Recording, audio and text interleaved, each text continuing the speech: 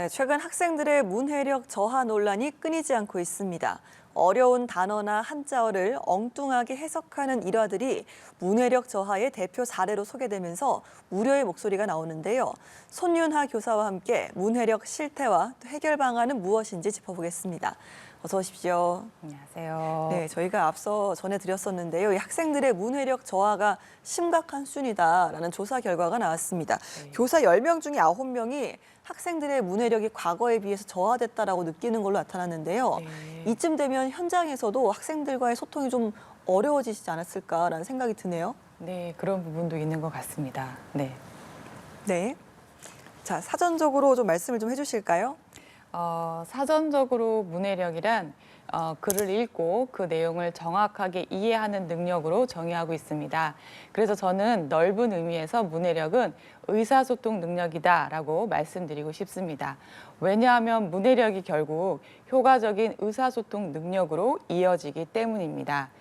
우리가 글을 읽고 그 내용을 정확하게 이해할 수 있다는 것은 곧 그 내용을 바탕으로 타인과의 소통을 더 원활하게 할 수 있다는 의미잖아요. 네. 그래서 저는 문해력은 대인관계, 또 직장에서의 협업, 더 나아가 사회적 문제 해결에 이르기까지 모든 소통 과정에서 중요한 역할을 한다고 생각합니다. 그래서 이러한 관점에서 최근 문해력 저하라고 표현되고 있는 사회 현상에 대해 본질에서부터 다시 잘 되짚어볼 필요성을 느낍니다. 네, 학생들의 낮은 문해력이라고 할까요? 이런 네. 문제 때문에 교사들도 황당한 일을 겪기도 할 텐데 네. 실제로 좀 겪었던 사례들 좀 소개해 주실 수 있을까요? 제가 직접 경험한 바는 아직까지는 없는데요.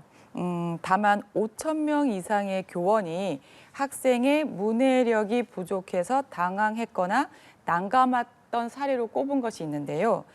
예를 들어 두발 자유와 토론을 하는데 두발을 두 달인 줄 알았다. 오. 또 그리고 사건의 시발점이라고 했더니 선생님이 욕하냐고 말했다. 네. 네. 그리고 금일을 금요일로 착각했다.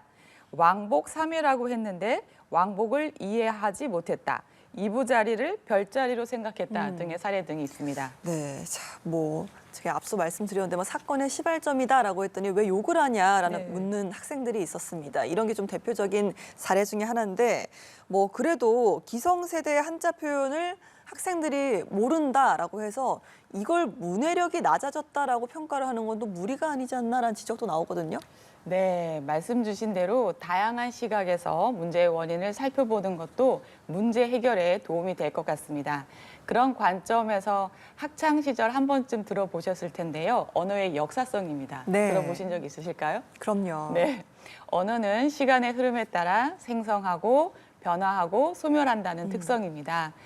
새로운 시대가 도래하면 그에 맞는 신조어가 생겨나고 과거에 자주 사용되던 단어도 소멸할 수 있게 되는 것이죠.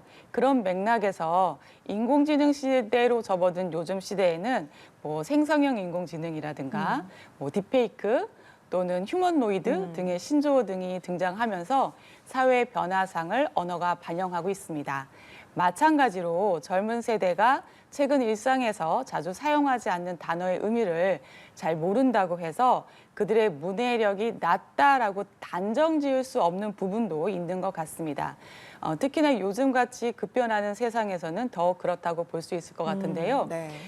저 또한 요즘에 등장하는 신조어를 이해하기 위해서 검색하는 일이 상당히 많습니다. 네, 맞아요. 그래서 최근 불거지고 있는 문해력 문제를 단순한 어휘력 부족의 문제로만 바라보고 해법을 찾으려고 하기보다는 세대 간의 소통을 위한 다각적인 접근이 필요하다는 말씀을 또 드리고 싶습니다. 네, 심각한 문해력 부족의 가장 큰 원인으로는 과도한 스마트폰 사용이나 독서 부족 이런 것들이 주 원인으로 꼽히고 있습니다.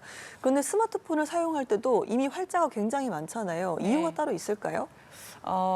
젊은 세대가 스마트폰이나 또 유튜브 등 디지털 매체 등을 통해서 정보를 습득하고 교류하면서 글을 읽는 시간이 줄어들고 있는 것도 사실입니다. 하지만 이것이 문해력 저하의 절대적 원인이다 라고 이렇게 또 단정 짓기에도 한계점은 있는 것 같습니다. 네. 사실 제가 학교 다닐 때는 어른들이 저희 세대에게 요즘 아이들은 TV 보느라고 책을 너무 안 읽어 이런 맞아요. 말씀을 그런 많이 말씀 하셨죠. 하셨습니다. 네. 예, 그런데 이제 현재의 젊은 세대도 소통 방식의 변화와 디지털 매체의 사용이 늘어나면서 책을 읽지 않는다는 유사한 비판을 받고 있습니다. 현대 사회에서 문해력이란 넓은 의미에서 다양한 매체를 통해서 정보를 습득하고 이를 바탕으로 효과적으로 의사소통하는 능력까지를 포함합니다. 디지털 기술의 발달과 함께 신조어가 등장하고 언어 사용 방식이 변화하면서 최근에는 세대 간 그리고 기술을 다루는 능력 차이에 따른 소통의 격차도 생겨나고 있습니다. 네. 그래서 이런 맥락에서 교육 현장에서는 이러한 변화의 원인을 좀 더 면밀하게 진단하고 변화상을 수용하면서도 학생들이 긴 글이나 긴 말을 깊이 있게 이해하고 표현할 수 있는 능력을 기를 수 있도록 교육 과정이라든가 교육 환경을 만들어주는 것이 중요하다고 생각합니다. 현재 우리나라 교육 시스템은 여전히 중간고사, 기말고사라고 하는 정기고사 시기에 또 오지선다형 중심의 지필평가 방식으로 평가가 이루어지고 있습니다. 네. 그러다 보니 학생들이 충분히 생각하고 서로의 생각과 의견을 나눌 수 있는 기회를 또 충분히 가지지 못하고 있는 측면도 있습니다. 그래서 단순히 시험을 위한 공부가 아닌 진정한 의사소통 역량을 기를 수 있는 교육 과정으로의 변화가 필요한데요. 이를 위해서는 근본적으로 대학 입시 제도의 변화를 통한 학교 시스템의 변화가 함께 이루어져야 한다고 생각합니다. 네. 그런데 이게 뭐 단순히 책 읽기만 늘리는 게 네. 해법이 될 수 있느냐. 사실 젊은 세대를 탓하기 전에 기성세대가 자신을 먼저 돌아봐야 되지 않느냐 이런 지적도 나오는데 여기에 대해서 어떻게 생각하세요? 네, 이러한 목소리에 귀를 기울이고 또 젊은 세대와 소통하려는 기성세대의 적극적인 노력도 필요하다고 생각합니다. 얼마 전 그 문화체육관광부가 발표한 2023년 국민 독서 실태 조사 결과를 보면요. 성인 종합 독서율은 43%로 10명 가운데 약 6명이 1년에 책을 한 권도 읽지 않는 것으로 이거는 10년 전보다 오히려 대폭 감소한 수치다라는 조사 결과가 있었습니다. 네. 이처럼 사실은 우리 기성세대들도 책을 잘 읽지 않는 것이 사실입니다. 그래서 사실 문해력은 앞에서부터 계속 말씀드리고 있지만 단순히 글을 읽고 이해하는 능력을 넘어서서 서로 다른 배경과 경험을 가진 사람들과 효과적으로 소통할 수 있는 역량입니다.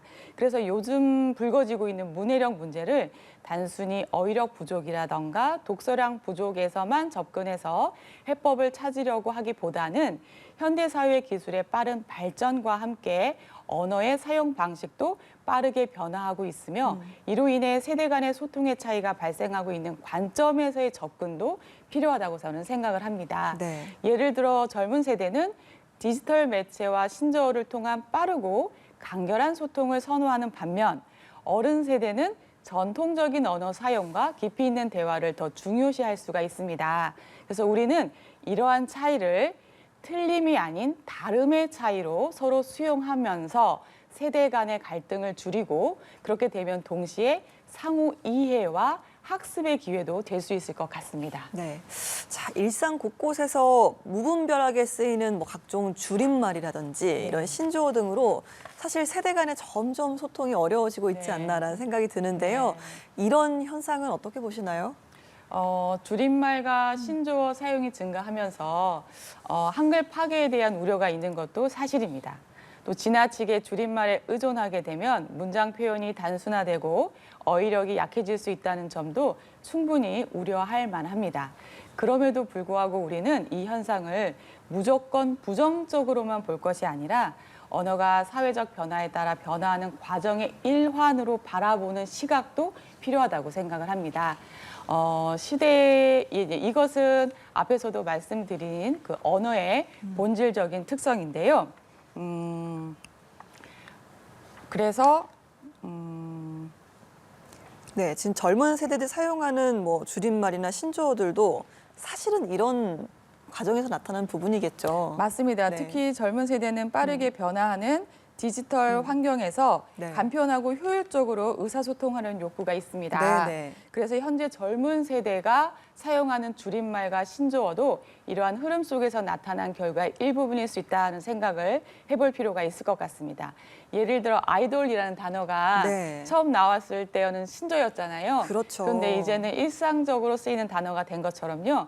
그래서 줄임말 자체가 무조건 나쁜 것이고 무조건적으로 못 쓰게 하는 것보다는 줄임말을 사용할 때 그 맥락과 상황을 잘 이해하도록 하고 공식적인 자리나 글에서는 사용하지 않기 등, 즉 상황에 따라 적절한 표현을 구별하여 사용할 수 있도록 교육하는 것도 중요하다고 생각합니다.